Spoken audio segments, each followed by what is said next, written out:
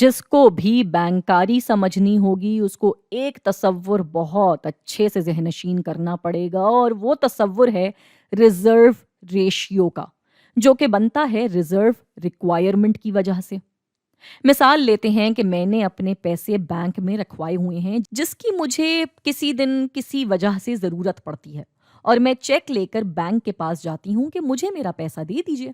اب بینک نے تو سارے کے سارے پیسے ادھار دے دیے ہیں، وہ مجھے کہاں سے میرا پیسہ لا کر کے دے گا؟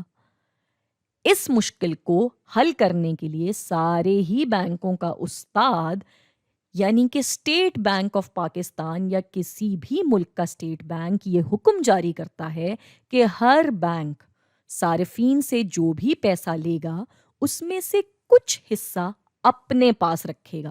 مثال کے طور پہ کل رقم کا 10%، باقی کا 90% وہ دے دے گا سود کمانے کے لیے ادھار پہ۔ ایسے اس کے پاس کچھ پیسہ موجود ہوگا جس سے جب جب کوئی گاہک اپنا پیسہ مانگے گا تو وہ اس کی ضرورت پوری کر سکے گا۔ اس کچھ رقم کو اپنے پاس رکھنے کی شرط کو کہتے ہیں ریزرو ریکوائرمنٹ، اور اس رقم کے الگ رکھنے کی جو خاص شرح ہوتی ہے اس کو کہتے ہیں ریزرو ریشیو۔